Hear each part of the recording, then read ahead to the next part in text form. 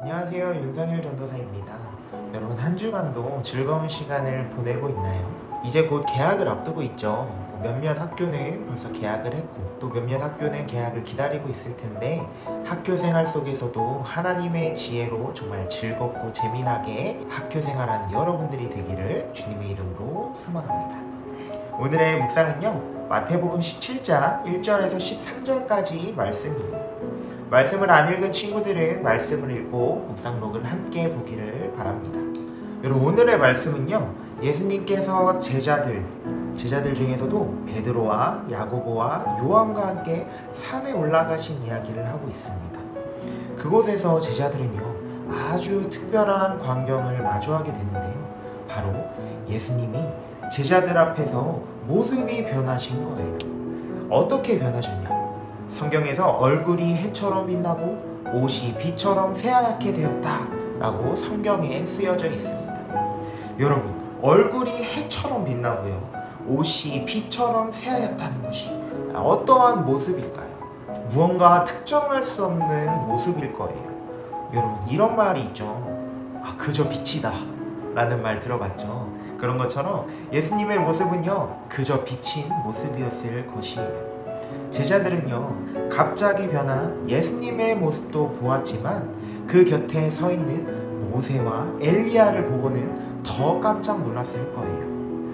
모세와 엘리야는요, 제자들에게 있어서는요, 아주 전설과 같은 사람들이었거든요. 성경 속에서만 나오는, 대대로 전해져 오는 아주 위대한 인물 중에 하나였기에 이 제자들은 모세와 엘리야를 보고 한 번 더 놀랐을 것이에요.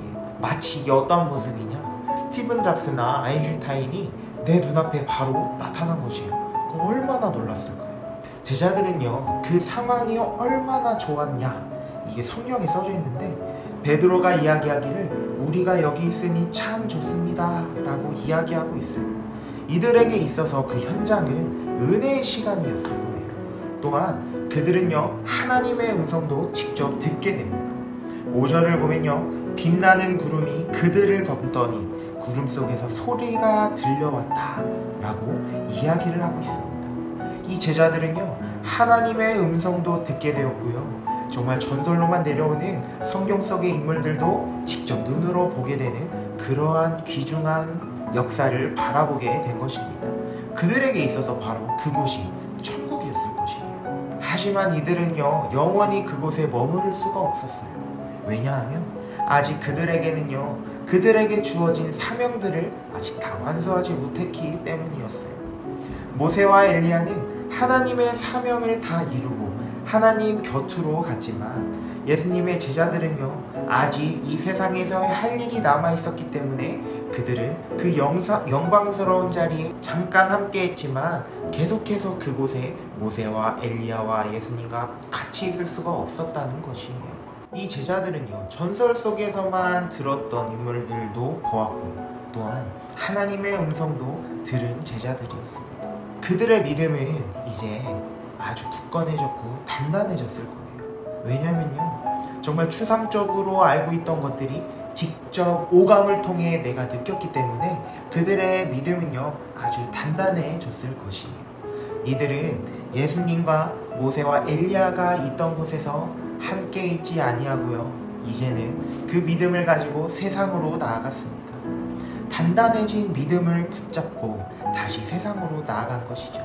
그리고 세상에 나아가 자신들이 경험한 것들, 자신들이 보고 느꼈던 것들을 많은 사람들에게 전하는 일을 하는 제자들이 되었다는 것이에요.